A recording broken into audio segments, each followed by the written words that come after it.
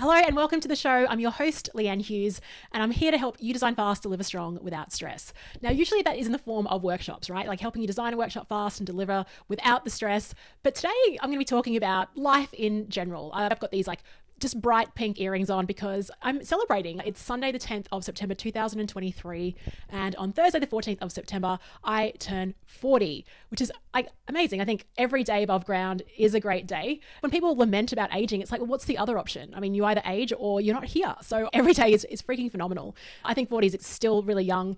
I don't know if my mindset will ever change on that, even when I'm an 80-year-old. I hope so. I hope I'm still around to even say that. So what I thought I'd do is, instead of talking about workshop design today, I thought I'd talk about life design. Now, this is coming from a person, I'm not an Olympic gold medalist. I haven't climbed Everest. I'm just the type of person who likes having a crack at life and jumping into things and looking for cool opportunities and treating life as an experiment. And so I wanted to share some ideas today that kind of are the ways that I think about life. Today is going to be Leanne's 12 rules for life. What I'm recording now is my truth today in this moment of time. And what I'm excited about is in 2 weeks, I might be wrong. I might change my perspective on things. And I think that's okay. That is a part of evolution of life, is that we can have our opinions shifted. There's actually one rule for life that I won't negotiate on, though, and I'll explain a bit later on what that is. I used to play the tuba when I was younger. And the thing about tuba is I remember practicing at home and you could never guess what song I was playing because it's always the bass, right? It's the bass of the song. You don't hear the melody often from a tuba. I'd be like, that's Kokomo by the Beach Boys. And I might play another song and you just wouldn't know. And I think the bass is a really good metaphor for this episode. I'm not really going to be talking about the melody. It's more about, these are the base rules for how I like to think about things. If you're approaching maybe a watershed moment in your life, whether it's a milestone, you've had a significant life change, it's nice to actually capture these thoughts down. And I'm lucky I've got a platform for doing this, but saying that, we all have a platform now. All it takes is a deadline. I've got this episode to release tomorrow. So that really forces me to actually sit down in this chair and do it. But I encourage you to think about, rather than taking all of my rules on verbatim, what are your rules for life? How do you like to see the world? What are your key ideas for making informed choices? If you're playing the tuba, what kind of bass, what kind of rhythm will fit your life as well? The tuba is very unglamorous, but I'm so happy I get to celebrate it in this episode. So rule number 1 is, we're all going to die. That's not Leanne's rule for life. That is the rule for life in general. We are all going to die. There's a really great scene, I think, from The Simpsons growing up. I don't know if they're at the nuclear reactor plant, but it's Homer Simpson. If I can find the clip, I'll throw it into here. Homer Simpson screaming, we're all going to die. He yells it with such, with panic. But the truth is, we're all going to die. And this is something I think about a lot, which is kind of interesting. I'm an optimist, positive. That's not my brand, actually. That is, I think, how I am naturally. When I was a kid, my mom would say that I was smiling all the time. So this is an intrinsic thing to me. But every day, I just think I'm going to die. I find that it's extremely motivating, to be honest. The other day, I was out on a dog walk and ran into a guy up the road. I hadn't seen him in some time. And he said, I don't know if you know this, but my wife recently died. His wife was diagnosed with cancer in May, and she died in August, only a couple of months. Oh gosh, millions of stories very similar to this, where an accident can happen. And it just reminds you that life is really short. I also think life isn't about achievement. And what's interesting is when I do think about, I don't want to quote Nickelback, but I'm going to, that song, If Today Was Your Last Day, I'd be wanting to spend it with people that are closest to me. And that really then determines what are your values. But also, I think, what would I regret if today was my last day? Would it be that I didn't do X, Y, Z? When I think about my investment of time and money, it's always in an experience as opposed to something that is quite material. So I just hold that question every day. If today was my last day, would I be okay? And I think, honestly, right now, I would actually be okay with that because I've got a book out. That's been my big thing. What else? I mean, I don't even know. Maybe it's something that's worth, thinking about. If today was my last day, would I be happy with the way that I lived? I'm happy that I've just, been able to share wisdom and advice and share voices on this podcast and help people, have a bit of an impact in the world with people that are running their workshops and doing it better. And that has been the best thing about having the book, is hearing the response from people saying, I tried this, I did this, my session was great, because of the knock-on and ripple effect of that. So sit here today, I'm pretty content with that. At the same time, I always have this thing for, I want to do more, I want to achieve more, I want to explore more, I want to just, live life to the full in the way that I define that. Something that's really helped me is Donald Miller from Storybrand. He has I think it's a book now, but I did his online course back in 2020, actually, Hero on a Mission. It's like a self-authoring course. What is self-authoring? Basically, it's writing your own narrative for life and actually thinking, if my life was a book or a movie, what would I like it to be? The first thing you do, which is in relation to this, we're all going to die, is that you write your eulogy. So you future cast and think, how do I want to be remembered? It's such a powerful exercise. We talk about values exercises. I think writing your own eulogy is just miles beyond that. It's what you can come up with. And also just getting the fluency of ideas down rather than going for like, okay, this is what, this is how I want to be remembered. Family and friends loved me, blah, blah. Then you go deeper and deeper and think, what does that look like? The good thing about this course is then you play it by decade. So you think, in my 40s, in my 50s, in my 60s, these are the things I want. And so my self-authoring for my 40s, like by the time I'm 40, I want to be a published author. And I set that intention back in 2020. So that is why I really sprinted towards the finishing line this year with getting the 2-hour workshop blueprint out, because I knew I had this deadline of the 14th of September for that, because it was written down. And so the power of writing things down is important. Now, saying that, what I struggle with and what I'm curious to hear how you handle is that feeling of we're all going to die, but we might also be here a longer time, right? So there's the long game to play, and then there's the short game. I think the long game can be played by stepping out and going, what is the eulogy, breaking down the decades. And then I think the short game is, once you have an awareness of that North Star of what it is, it's making decisions that align into where you want to go, right? And I think that's what great business strategy is like as well. Often business plans never come to fruition, and that's okay. As long as it's aligned to your strategy, your mission, and your vision, and where you want to go, that's fine, because things change in your external environment as well. So there's constant tension between short and long game. That's what makes life interesting. It is your decisions. Saying that, I think I'm definitely like a short-term impact player. If I was in a football team, I would be the person running off the bench, hopefully scoring a goal, maybe ruffling some feathers, and then I'd be back on the bench. And this is why I like consulting, right? Because you go into organizations, you spin some ideas, help them out, and then you're out of there and you're helping another organization. So I like that. And I do like the Calvin Harris line in his song, My Way. Why wait to say I did it my way? Calvin Harris says, why wait? Oh, by the way, I've created a Leanne's 40th playlist just on songs that kind of capture these philosophies. So I'll link to that in the show notes for this one. On this topic, this is probably the longest one, because this is like probably the biggest base rule for my life, is back to that David White quote in terms of balancing the short game and the long game. Is that which you can plan is too small for you to live. I've recorded a whole podcast episode about that sentence, and I think that really drives a lot of my thinking as well. That it's okay to be confused and unclear in the short term in terms of what decisions to take. What is important, though, is in the long term being very clear on who's the person you want to be. And if you've got that North Star in mind, it does make those micro daily decisions a little bit easier. It makes it also a lot easier, I think, to manage ambiguity and not be so frustrated. Says Leanne, who kind of feels that way every day. I think a lot of our decisions reflect our values anyway. An example is earlier this year, I was asked to speak at a conference in Malaysia. So they're going to pay for my flight. Well, they did. They paid for my flights, my accommodation, and they paid me a fee, which is probably about a third of what I'd get paid for doing the same thing in Australia. It was about corporate strategy, and I've got a few people in my network that focus on that specifically. So I reached out to Paula, one of my peers in Melbourne. She was keen. And Steve, who's been on my other podcast. And Steve's values are very different to mine. I do love him as a sounding board because of that reason. But he's like, oh, Leanne, tell me like who's going to be in the audience. And he's very clear on targeting CEO buyers. For me, that wasn't even a question that was important. You may not want to follow me for business advice. Why do I have my own business? Because I want to do interesting things. And one of my core values is I love traveling. I love going to different places. I love meeting new people. And I know that's just core to who I am.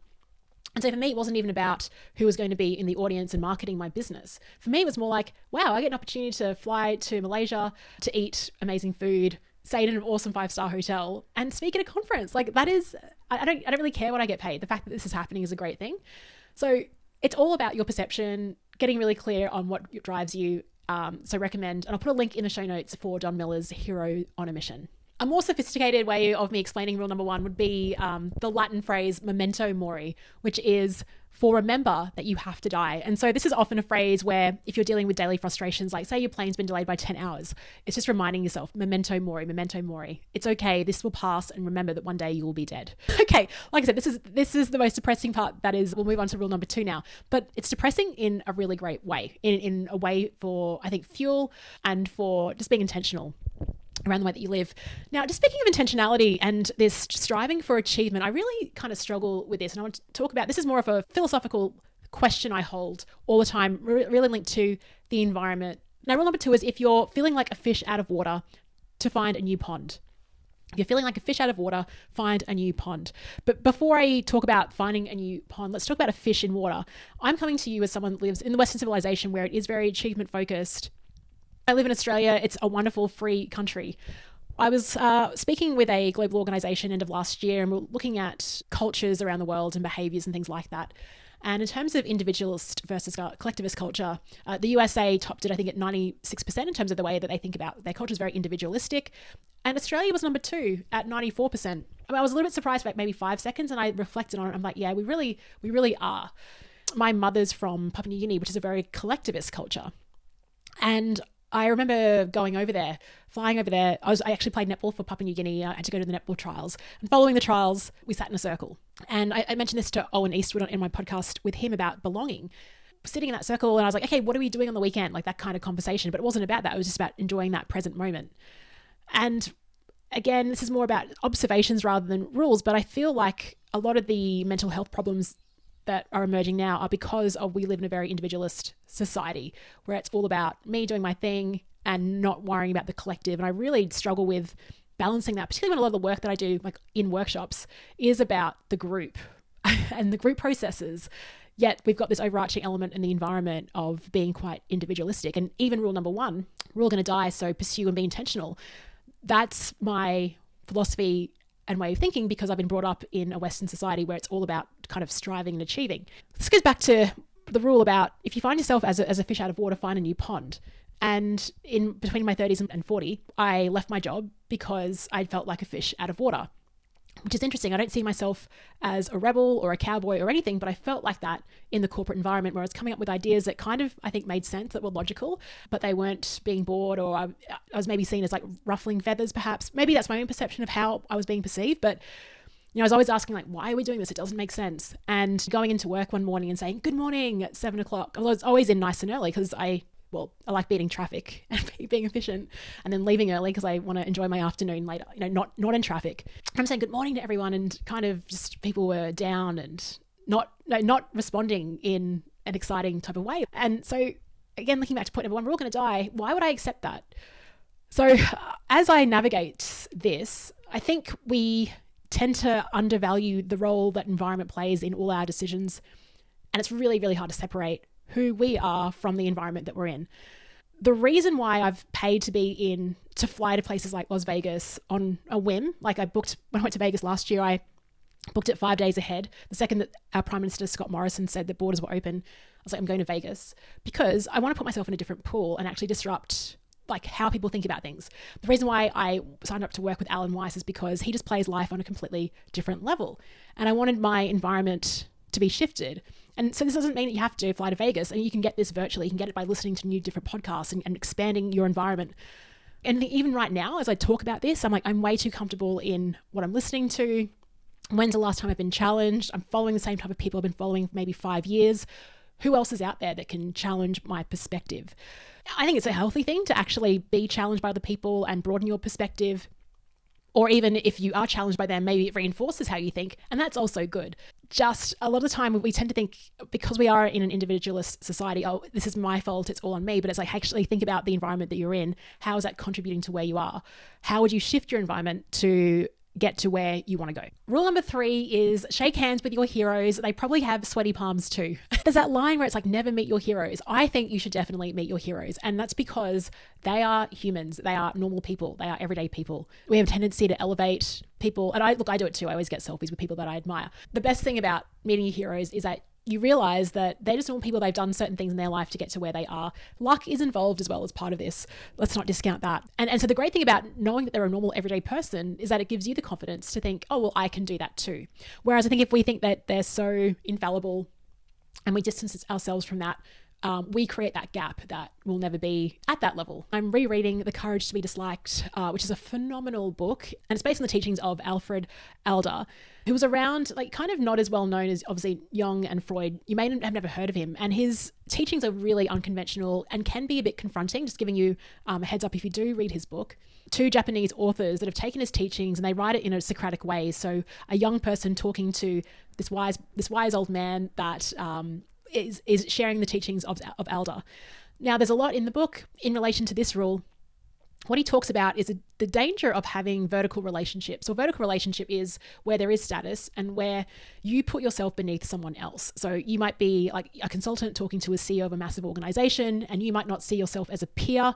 And as a result, then you'll modify your behavior and you're not actually yourself, right? Because you don't feel like you're on the same level as someone else. What Elder talks about is the importance of having horizontal relationships where you're on par with everyone. No matter who you're talking to, you feel like you are at the same level as them, and the benefits of doing that and living that way.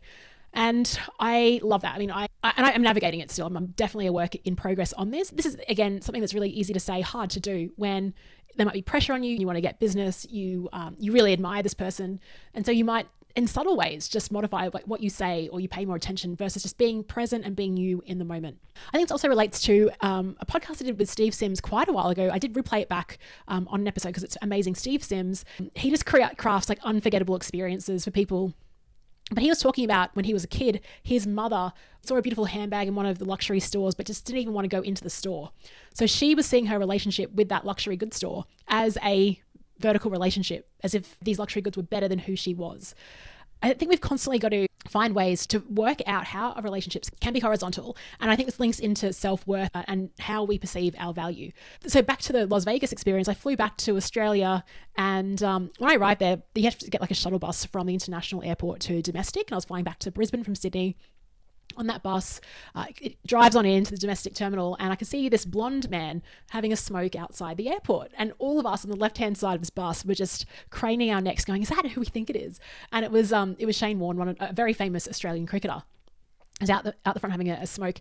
And I love Shane Warne. I've always wanted to meet him. So the bus doors open. He's checking in. I sort of wait, and then I walk up to him. Now, the interesting thing about this story, back to rule number 1, Shane Warne died 3 weeks after that. I met him on Valentine's Day 2022, and he passed 3 weeks later to the day, which was crazy. And I'm so happy I ran up to him.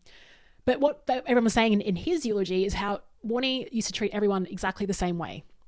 And when I ran up to him, I'm a fan. He has no idea who I am. He was the one asking me questions around how was my trip to Las Vegas. And like, he was engaged in me and just treated me like there was no one else around. And that meant so much. And so I feel like, how can we create that for other people in our lives? Like, how can we help them feel like they matter, that we're on the same level, that we're all in this together? On that note, I think absolutely meet your heroes. And if you can find a way of meeting your heroes, I mean, I've been lucky enough to do it like through this podcast by paying to actually like sign them up as coaches and things like that. There's so much to learn from amazing people, and not only just your heroes, but anyone. Like, let's talk about horizontal relationships. The amount of information and great ideas I get from talking just to anyone. It doesn't matter, like even if they are not even outside of my field, just the value of friend tours, those horizontal relationships are so, so powerful. Rule number 4 is there is no glass ceiling. And I've actually had arguments with friends about this. Life is all about perception and how you choose to see the world. And I think if you decide to see a ceiling, it won't be made of glass, it'll be made of steel. I'm not here saying that there aren't systemic things within a society that can pause or maybe stop your flow or growth, but I don't think it's in your favor to see these and limit yourself and use these barriers as excuses to not getting to where you want to go. And I say that as a female. I say that as a woman of color. I mean, I'm left-handed too, right? I've never felt limited in anything I've done, honestly, in my career. And that's because I just don't choose to see anything as a limitation or excuse or a barrier. I just see endless opportunity, endless people to connect with, so many ways to contribute to the world and make an impact. And I think it also relates to, all these previous rules, which is if you are in a situation where there is a glass ceiling, like maybe you're in the wrong pond, maybe it's time to find another pond. Maybe that's what I've done to avoid having any barriers or limitations imposed upon me. At the same time, do I really want to be in a pond where I can't be who I am, where I can't play to my strengths? That's not a way for me to live. And so these are my rules for life. I would just choose another pond, pick another ocean. At the same time, what can you do to adjust your filters, bring on a new pair of glasses, and just see that there is a world of opportunity, of hope, of excitement? And how are you going to tap into that? I think closely related to this point is the imposter syndrome, like I don't belong here. And I see that again as linking to the previous rule in terms of stop seeing things as a vertical relationship, that think people are better than you. You have every right to speak your truth, to share what's on your mind. And by doing that, you'll attract the people that want to be called into your message. The imposter syndrome thing, I think there is a syndrome, but I think the term's been bastardized really way too generally in terms of if I lack a little bit of courage and confidence, then I have imposter syndrome. I think it's a massive cop out. And I love how Jenny Blake says, just take the next step, and like courage and confidence follows after the fact. So you really have to figure out, how do I just do something and realize that you don't need confidence or courage to start. Just take the action and you'll find that it will emerge afterwards. And the more times you kind of do that and disrupt your own patterns and do things outside of your comfort zone, again, that's a very cliche thing, but you just reinforce that maybe I do belong in this room. I also think it's really nice where you put yourself in situations and I think my career would be over if I rocked up to a workshop or a gig or any type of like project work where I felt like I was completely in control and confident on this. I think it's wonderful that there's some ambiguity on, will this work? That's the challenge. That's what keeps me on my toes and helps enable that growth. I think we need to reframe what imposter syndrome is. And everything great that has actually happened to me has been a result of me just saying yes when 100% I didn't feel like I was ready or I was up, but I found my feet. And of course, you'll never let yourself down, right? So if you say yes and accept an opportunity, I know you, listener, like if you're listening to this, you're the type of person that has that growth mindset and will make it happen and will find the materials and resources. And what an age that we live in now, where there is just so much in terms of educational support, resources available to help you do whatever you say yes to. So in your own self-interest, you can choose to see the world with a glass ceiling, or you can choose to see it without it. And I can assure you life is better when you decide that there is no glass ceiling in your life. Let me know what you think about that one, because I think that is a little bit controversial, and I've definitely had arguments, like fun arguments with friends about it, where actually it got a little bit heated. But this relates to constructive delusion and that whole ignorance is bliss. I think it does serve you to be a little bit constructively delusional and not completely delusional, but use it to judge what you want to do in life. Rule number 5 is your clicking reveals your calling. I feel like every day I wake up thinking, what do I want to do with my life? And there's so much evidence, actually, there's so much data and information out there that can reveal that to us. I mean, like I talked about planning for decades and self-authoring, and that's like the future. Then you've got the present self, and you've also got previous self. One of my ideas, we'll come back to this rule in a second. I always think of like what would be a fun reality TV series. And I think it would be fun if they did like a dating reality TV series where you only got to see the YouTube search history of like 5 potential partners and you had to pick one based on that. I feel like you can reveal a lot about someone based on what they're searching for. It's YouTube, what their TikTok algorithm looks like. That's probably a really good indicator. I go on TikTok maybe once or twice a week, but the videos it gives me are just so spot on to my sense of humor, what I really enjoy. It's quite crazy actually to see how honed in that algorithm is. This doesn't relate to only just clicks. It also relates to the books on your shelf, the conversations that really like lit you up, where your attention is going. And so the metaphor is a click, because a click signals an intention. It signals your attention and where that's going. And I feel like there's a lot of fuel in that for deciding, what do you want to do? And even when I think about the things that I search for, I've got a whole podcast about workshops. Yet if you were to look at my YouTube search history, you'll find videos on AI, on technology. I watch all these YouTube travelers, so Bald and Bankrupt, he goes to really interesting places. I watch people like Sam Chu, who do airline reviews on first class jets around the world. Right, present Leanne talks a lot about workshop design, but this other Leanne, the other Leanne, is on YouTube and is reading things about philosophy, nutrition, performance, technologies. My attention is going in these different directions. Now, the value of that is I can bring some of these things back into the work that I do right now, which is like the workshop and the consulting. That's the value of doing it. But then you think, okay, where can this lead me on to next? And so I think if you've got that question also, if you're like, oh, what am I doing with my life? Giving you one activity already, the hero on a mission. Another thing is just to pay attention to where your attention is going. What conversations are you leaning into? Which are the ones that fill you with joy? Which ones are the ones that are tiring? And I don't think life is about getting full clarity and certainty in every moment, but I feel like these clues that are being left behind in terms of what books we're reading, who we're attracted to, that style of person, let's start digging a bit deeper into that and seeing like, what are the elements, like what are the patterns here? I was boxing and my friend Kathy Oneto, we met in San Francisco earlier this year. We did an amazing walk and talk and coffee and everything else. And she has a wonderful podcast called Sustainable Ambition. And we were just riffing on this topic of, will you ever get clarity? She mentioned a book, I think it's Your Portfolio Career, where you can describe yourself in terms of like, you're the intersection of the Venn diagram. Maybe for me, it's like travel, technology, and I need another T word. I haven't figured it out yet. And it's not coming to me right now. But future Leanne is in the intersection of this. Or Leanne right now, maybe I can just decide that that is who I'm going to be. Decisions are really interesting. And just a side note, things change the moment you make a decision, right? And this is the thing about ambiguity is often we're just sort of floating and waiting for a decision to be either like handed to us or when we wake up and it's been made. And I think when it comes back to intention and the reason you have that North Star and the eulogy and everything else is to help you make decisions more rapidly and quickly so that you can move on, so that you have that micro clarity for a bit. And even if it's a decision of, I'm not going to make a decision for 90 days, that's fine as well. But it's when you're taking up cognitive load in your mind and just, that kind of can get you down. And that's where the ambiguity can sometimes hurt a little bit. So yeah, your clicks reveal your calling. So rule number 6, live regionally, work globally. This is really all about, I guess, expanding your perspective. I've always been like brought up in the city. And so what you don't realize is back to your environment, you don't realize how much of an impact that has on you until you leave a place like the city and you move to a really remote regional place. And so I moved to Broome in Western Australia, lived there, I think in 2010. And so 2009, I was there for a year. I ended up hating it. So I moved back to Brisbane for a year and then I moved back again to Broome in 2011 with a completely different mindset. I was extremely challenged in 2009. The remoteness really got to me. I didn't really find my tribe of people.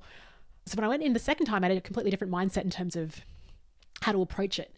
And I think I needed some decompression time. And I set that right expectation up front. I'm so used to just going into different situations and just feeling at ease and belonging.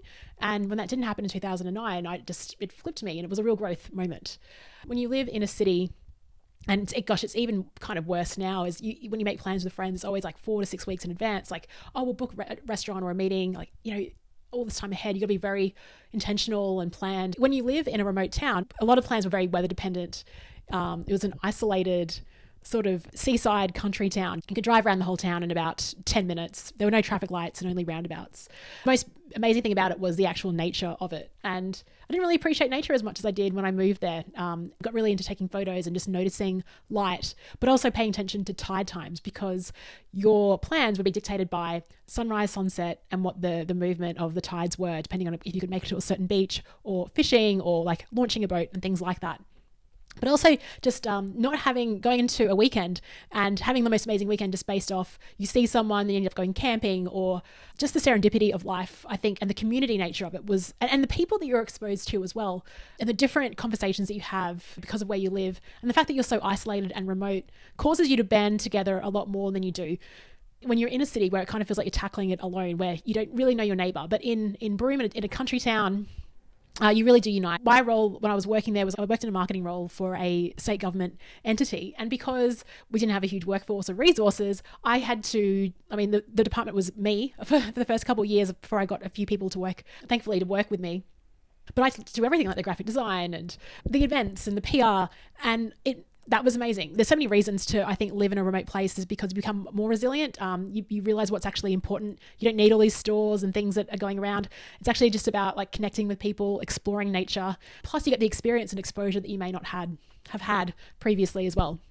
So if you can, once in your life, I recommend moving out to a remote place. There's a website from regional Australia, I believe it's called Made for More, and I'll put a link to that in the show notes for this one, and I just highly encourage it. And the flip side of that is that when I moved back to Brisbane, I was working for a global organization, and that also pulls your perspective out. And I realized, oh gosh, I talk really quickly. I talk a lot using Australian slang, having to influence without actually knowing someone, having a global perspective. All these things, it's a reason I started the podcast, right? Because I was flown to Canada to run some international workshops and really had to find my feet very quickly and also work with the different types of cultures. And I've kind of riffed on that in a few different episodes around like cultural differences. The good thing to know though, and this applies to both working remotely and then working globally, is that it is a bit of that sort of same but different. Humans are fundamentally very similar in what drives us. It's just these nuances of relation to things like time that might be a bit different, or status that might play out a bit more in some cultures versus other ones. But underneath all of it, 99% of us as humans we're driven by the same things and want the same things. And that was probably the biggest learning I've had working in both types of different roles.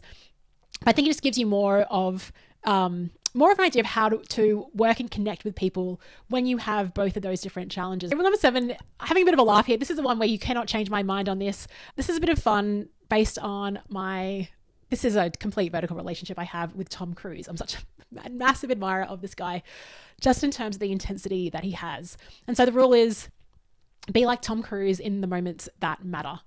What I mean by that is I didn't really start, like Tom Cruise, I think he's always been a great actor, but it's funny how some people still just think he's an idiot based on that time where he was jumping on the couch because he was so in love with Katie Holmes. I just think, isn't it it great to have that passion? Like, wouldn't you just love to talk about someone and just jump on the couch? Like, okay, the whole Scientology thing, there are certain elements, but let's talk about Tom Cruise in the context of his acting. And I don't think anyone can argue with how phenomenal he is and the level of dedication he puts towards his craft. I mean, like, he does his own stunts. He learns how to fly helicopters just to put this out. Like the stuff that if you watch behind the scenes of Mission Impossible or Maverick, what he does like to get so fit, and he's just a daredevil. I just love everything about Tom Cruise in terms of his approach to life, but more so in relation to the stuff that he does in dedication to his movies and to putting on a performance. And so it's not about being like Tom Cruise in all moments of your life, but I think in the moments that matter, how can you rise to that? How can you dedicate and really put your full self towards that? The reason why I love sport so much and going to live performances is not so much about the thing. I was very lucky a few years ago. I went to see Elton John in Cairns and somehow I got ticket 1A. So I was front row for Elton John. I got the lead guitarist's guitar pick. I got to shake Elton's hand and everything else. I kind of regretted not taking an album to get signed, but I was up the front just having the time of my life. And yes, the music is great. Elton, of course, it's classic. It's like these tunes that you go not with. But the real joy for me was seeing these people like, the age of like 60 and 70 with white hair, just playing guitars and having the time of their lives and just putting all into this performance. And it's the same thing with sport, just seeing beautiful talent on field, delivering when it matters. It's just a real celebration of human spirit. And it doesn't mean that we have to play on big stages or get into grand finals and things like that. But there's moments that matter in our everyday lives. And I just think if we can channel a bit of Tom Cruise, like how can we bring that into those experiences? It's what I talk about in the podcast, usually around workshops, and how can we create unpredictable moments that predictably work? That's my way of being a bit Tom Cruise-esque. And I think a lot of the businesses that are winning these days are experience first. And they really are like thinking about the craft of what they do and how they can bring that to life a little bit more. So it's just really more about optimizing moments, of challenging what's available, of just going all in and backing yourself, doing your own stunts. And I don't know what other sort of cliches I can throw at you there, but I think the world would be a much better place if everyone like had that discretionary effort, just went above and beyond and really cared about the work that they produced and put forward in the world. Now, rule number 8 is to find the pattern interrupter in your life. I think there's times in our lives where we're sort of going on and doing the same thing. And I'm talking about this more at on a daily level, right? So I'll be on a computer or in a document playing and just like scrolling and nothing is happening. There's no progress being made, but I'm just like in this kind of zone where, it's just a bit of blah. And I really have to interrupt my own pattern and think, how do I change up my state? Now, Tony Robbins talks a lot about this. Your state is the most important thing to protect. If you think about life, it's really about just a series of moments. There's times where you need to break the moment to get a breakthrough. That's not really profound, but I was like, is there something I can play with there? So for me, often I have to shift up my physiology, that like I have to get my heart rate moving. I have to shift up my environment, right? Because the environment, it's stagnant, it's still. So that might mean like just a walk around the block. And I often joke that a walk around the block can often cure anything. Like if I'm literally stuck in something, it's usually because I'm stagnant and I'm still. Whereas the second I'm in motion, or in a conversation, things just flow. There's the parallels right there. Is like when you're sitting still, even though we are like, we're sort of traveling around the universe and even if we're sitting still, we're still in motion. But actually like getting that heart rate at a different rate is really good. So I guess my question for you is, how do you interrupt your own state? Part of this is actually being aware that you need to interrupt it. And often it's hard when you're in a moment and you're not making progress. You kind of want to just keep going at it with the same approach. But often I find that even, like I said, a 5 or 10 minute interruption to that. Some people might do push-ups. Some people might watch a funny video. I've got a lot of different ways that I do it. So I do have a YouTube playlist and it's I think it's called Videos That Make Me Laugh. Okay, so that changes up my state. I'll play it and it'll make me laugh. There's something on there is I've got when Jewel went undercover karaoke, like that just makes me smile all the time. There's the Super Bowl halftime show that Snoop Dogg and Dr. Dre did. I watch that. I feel just so inspired and motivated. Music is the ultimate way of like switching up your state. Sometimes it can be having a snack, but just find what works for you. But I remember Jordan Harbinger, he was talking about networking and making first impressions. And he said, your first impression is never made like when you start talking to someone, it's made before that. So if you think of like a networking event or a party, when you walk in and people sort of see you walk in, you're making your first impression then. So something he talks about he calls it the doorway post-it note strategy, where you practice at home, walking into a room with your shoulders back, feeling relaxed but confident. And so you practice that at home and you walk into a building that way. And that reminds me of the first line from that song, You're So Vain. You walked into the party like you were walking onto a yacht. That is sung in a demeaning way, as if you would. But I think it's a great way to live your life, like to walk into any type of event as if you're walking onto a yacht. I don't know how you walk onto your yachts, but me, I'm like excited. I'm like, I'm grateful I'm on this yacht. I feel pretty energized. So imagine walking into any type of event, like feeling that way, making that first impression that way. The reason I'm bringing that up under this rule is that is another way to switch up your state.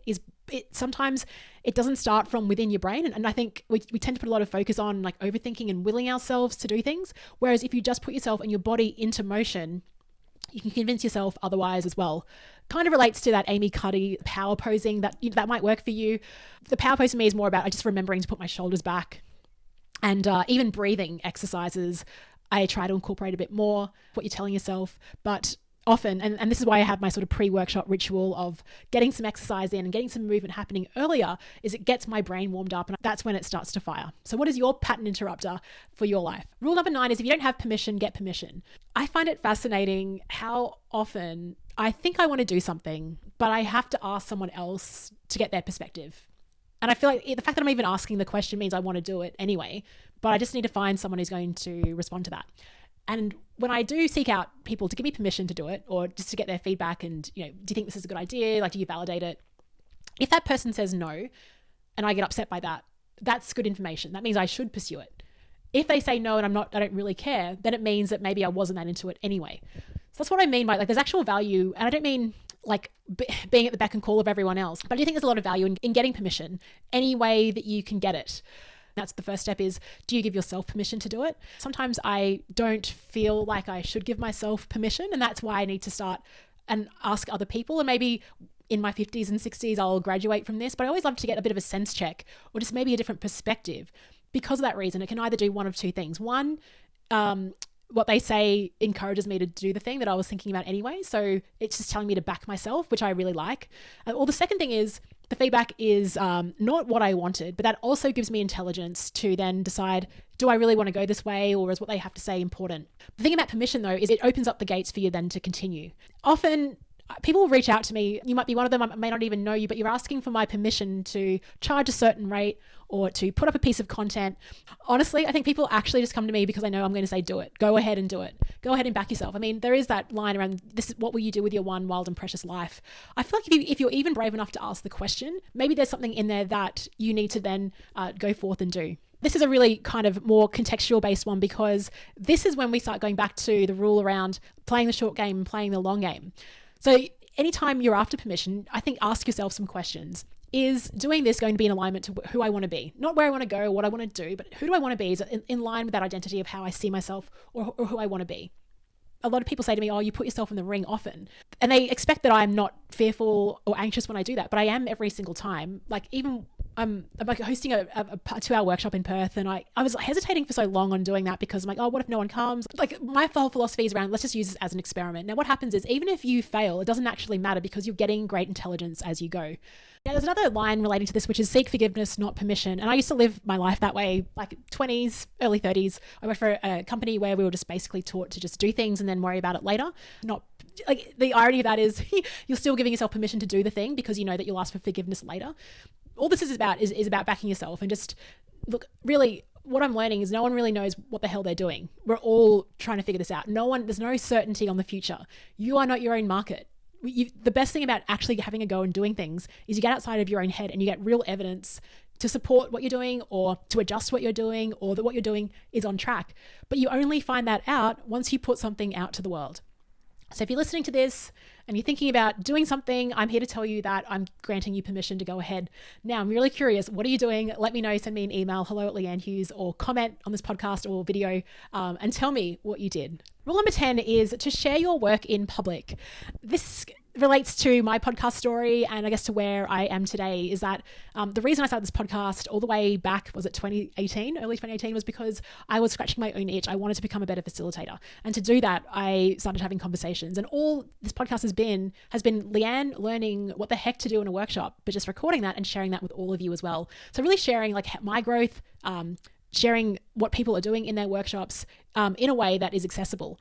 But what's also interesting is sometimes the episodes I'll record where I'm currently trying to figure something out, I'm not at the end yet, or even on Instagram or LinkedIn, it's always the behind the scenes and the process of creating something. There's so much power in that. And I think we don't find it interesting because that's our own life, but all of us are really curious around like, what are people actually doing behind the scenes, and not the highlights reel, but what are people actually doing and how are they making progress? And so I think it's really fascinating. And the fact that we've got all this technology now around to be able to do that is awesome. Now, often when I was working in a global role, we would often do things very differently. We wouldn't work in public, right? So we would create a solution or a service.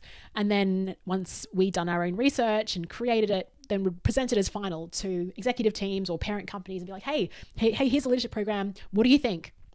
And it really actually put people off when they were finally seeing a product, but they didn't even know it was being created. And then they're being handed this final product where they had no buy-in into it. And life is all about change. It's all about leading change as well. And many of you might work internally where you're having to influence and share things and share ideas. And yeah, the irony is that we often try to say, well, we'll bring people along the journey, but we don't do that.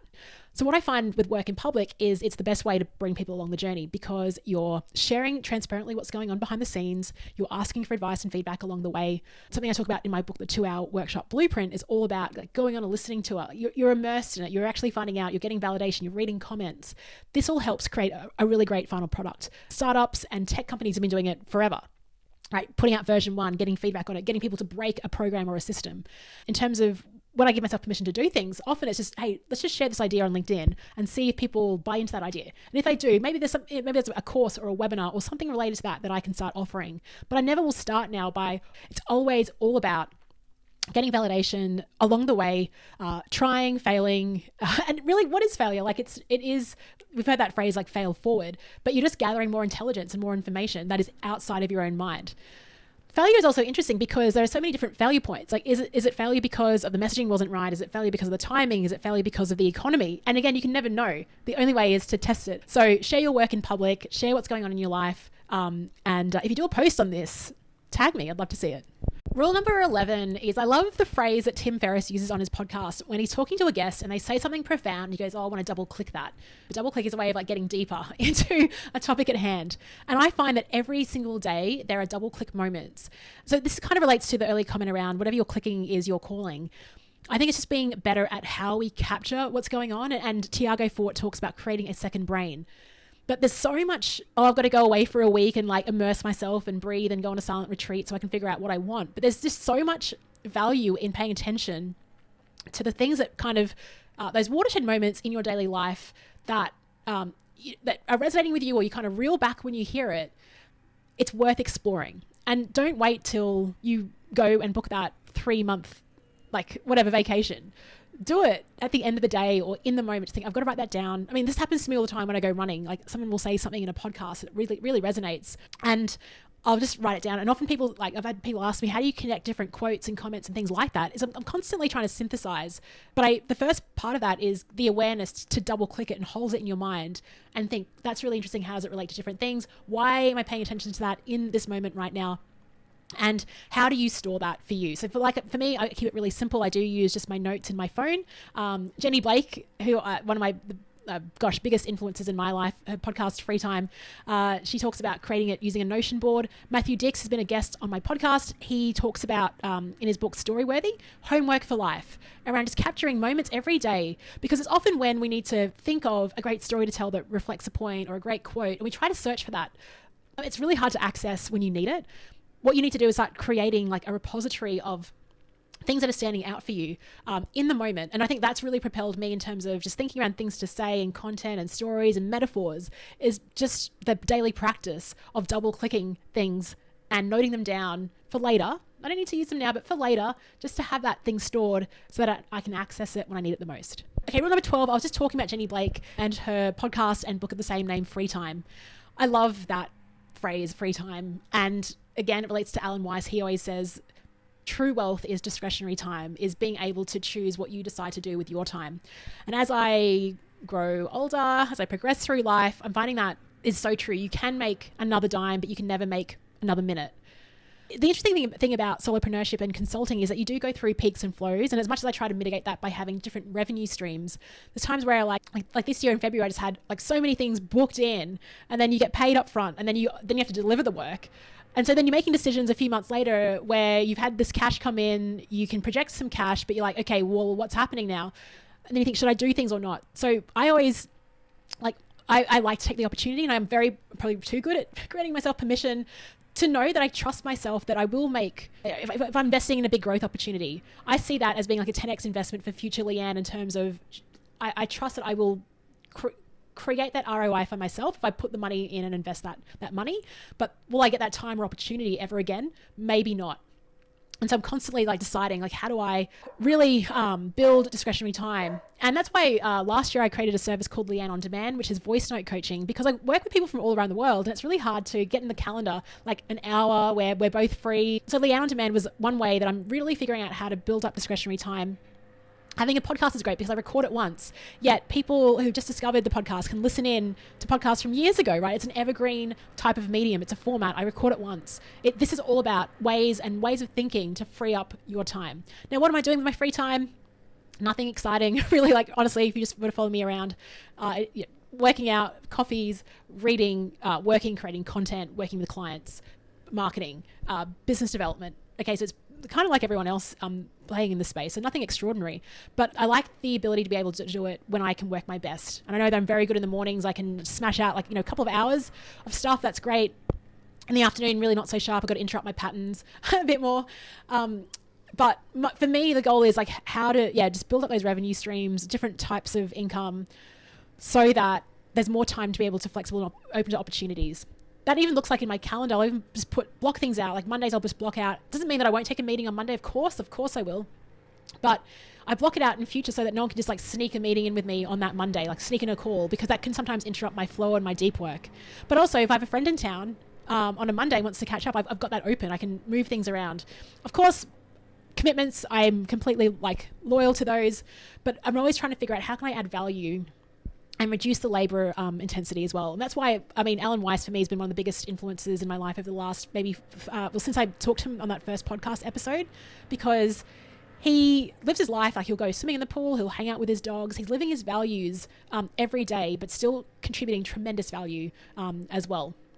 So I think there's a few elements in that in terms of how do you work effectively and efficiently. I think my earlier point around double clicking points and having them as options for you to pull on later when you need to create content is important.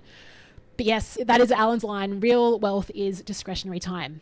So not my rule, but I think it's a really lovely rule to end on. And I hope you've enjoyed my 12 rules for life. I'm so curious what will change in the next 5-10 years as I reflect on these lessons. Look, like I said, even next week, things can change. Just letting you know, I'm a rule breaker as well. So I don't always obey my own rules. And sometimes I'll I ran a workshop the other day just breaking my own blueprint, which is ridiculous. I feel like I'm a conservative rebel. Well, I'd love to know, what is there a rule that really stood out for you as you listened to this episode? Is there something that you really needed to hear that maybe it's a permission slip? Maybe it's to be a bit more like Tom Cruise. Maybe you want to reach out to one of your heroes and meet them. What is it for you that really resonated in this episode? I'm excited about the next chapter of life and what 40 looks like. Everyone's saying, I've got friends that are already here and they say it's amazing. I think every chapter in life, it opens up, again, amazing new opportunities, new things to learn, and just lucky to be here for this moment in time. And thank you for being here and listening to this episode.